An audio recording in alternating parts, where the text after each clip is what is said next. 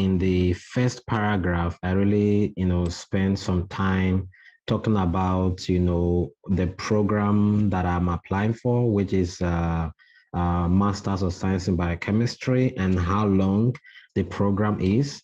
And then the next thing I did was to talk about the school that I'm applying to. Hello everyone, so today I'm going to be talking about how to write the perfect letter of explanation for your study permit application in Canada. So this is on a case-by-case basis and depends on your situation, depends on your circumstances and all of the things that you have available that will determine what you're going to be putting in your letter of explanation. But mind you, this is a very, very important document because this is the only opportunity you have to communicate everything to the visa officer, to explain situations for them and to make them understand your state, why you want to study the program you want to do and all of the things you think they might not understand in just the document you added. It might be difficult because a lot of time they don't do interviews, so they are not able to ask you questions. So when they are confused or something, your letter of explanation is really the get-go for them to really understand every circumstances and in every situation. So today I'm going to be sharing with you my own letter of explanation that I used when I was applying for my study permit. Quick disclaimer, don't copy this. It might not fit well into your situation. It might fit into someone else's situation, so it's on a case-by-case basis. I just want to quickly put that out there. And if you write a perfect letter of explanation and your visa is not still approved, but I don't know, but let me give you quick insight based on my experiences and based on how I was able to structure I got my visa approved in May, I think May of 2017. Yes, May of 2017. So I'll share with you my own letter of explanation, and I hope you learned from me, just learning how to structure each section of the letter of explanation. So I'm going to go straight onto my computer and then I'm going to open it up for you, and then we'll go over it together. I will explain different segments and different sections for you.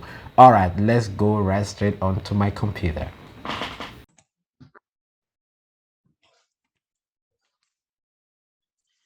Did was that in the first paragraph, I really, spent some time talking about, the program that I'm applying for, which is Masters of Science in Biochemistry, and how long the program is.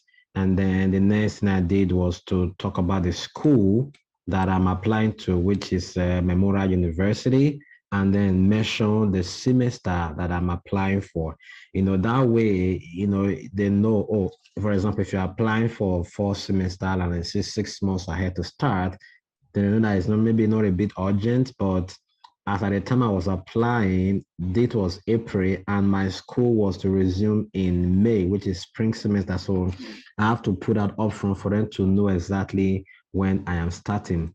Then in the second paragraph, I just kind of, talk a little bit about myself, the class of degree that I have, the grade that I graduated with, and then some of the awards that I won during my university days, and some of the achievements that I got when I was applying. That way, it just kind of give them a sense that you're not fake. It just give them that, oh, this person is just, really has had a track record of academic excellence. And, so coming to the master's program is something that person has been, kind of used to. So that was what I did in the second paragraph of my application. And then in the third paragraph, that was really, where I spent time really talking about. So in the third paragraph, I talked about my potential research. So I have to mention my research in Memorial University.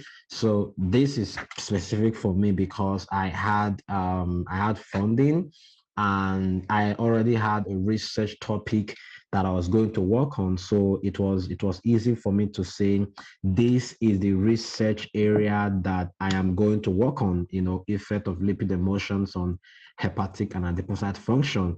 And I did mention that my, a professor has agreed to supervise me in her laboratory. And then I just kind of give a little bit of details of what the research is. And then in the last line of that paragraph, I just talked about,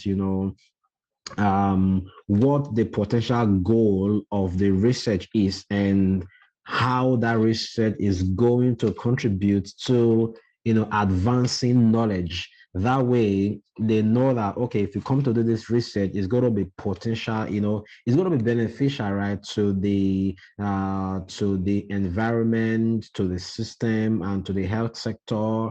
Or if you're doing engineering, whatever positive benefit that a research is going to be, then you have to spell that upfront. And then so this is the fourth paragraph.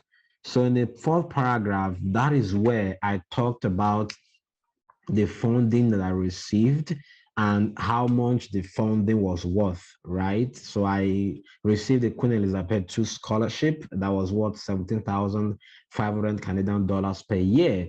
So I just have to mention that upfront. And then what I did mention was that this funding covers my tuition, right? My tuition is about 3,000, 700 Canadian dollars per year, and then also about other living expenses. So I have to spell that upfront to tell them that the funding that I got is able to cover my my tuition, and also my basic living allowances. And then I did another video to just talk about, if you already have funding, you still need to provide sponsorship or proof of fund. Well, this is my own experience. Like I mentioned, this was particular for me. This was what I did. So think about your situation and see what works for them. But this is what I did, and it worked for me. So I did talk about the fact that in addition to the scholarship that I've received, I have also, my brother has also agreed to sponsor me, and also a family friend. I included the name of the family friend, what the family friend was doing, the statement of account of that person, the statement of account of my brother. So, that way I can really convince them that no matter what happens, at least I have backup to be able to survive in the first 3 weeks before I actually get my funding. And then I have to quickly mention, why have they agreed to sponsor me? Right? Because I obtained a first class in biochemistry. They were really thrilled by my performance, and they're like, oh, we are going to sponsor you because you made us proud, and then we're willing to support you in whatever capacity that we can. And then the next paragraph was really talking about what really, really motivated me to going for a master's program. It's not just because I just woke up one day and then I decided to go for a master's program. No, I have some motivation, and then I also mentioned, why is Memorial University the preferred choice for me? And I talked about the fact that Memorial University is the kind of research all of the modern researchers and all of the equipment that they have and all of this. I just kind of mentioned this just to tell the reviewers or the visa officer, at least you have an idea of the university that you're applying to. And then I talked about my passion. I talked about, my passion is usually because of some of the courses I did in my undergrad that really generated, because I was coming for metabolism and nutrition. And I just quickly mentioned, I did some courses in biochemistry, food biochemistry, nutrition, lipids, and all that. So if you're applying so this was for Masters of Biochemistry that I used to apply, so it depends on whatever, if you're applying for engineering or any other core programs that you're applying for, at this point, you can just mention some of the courses that you did and how it applies to you. And interestingly, I also talked about, what are some of the courses I'm going to offer when I get to the university, because I've already spoken to my supervisor about it. And then, these are some of the courses that I'm going to do. I think I really ended up doing the BCH.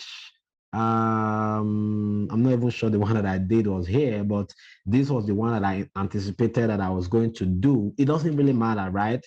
Just to give them an idea that you know what you are doing. Very, very important. Are you with me? All right, let's move on. So then I just mentioned, why I've chosen Memorial University in terms of their dedication to excellence and learning. So depends on the university that they're applying to.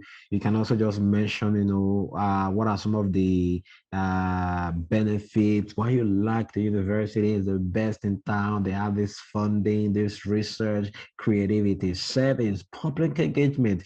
Just to hire, you have to hype your university, and then this is one of the most important part, because visa can get denied because you don't really tell them that you are going back to your country after your program. So I have to look for a way to convince them that I have a plan, that when I finish my master's, I have a plan on what I want to go and do back when I get back to my home country after my master's. And I told them I'm already talking with my lecturers regarding, the possibility of becoming a lecturer in the university that I finished from, and the long-term plan that, okay, when I come back, I have at least a 5-year plan.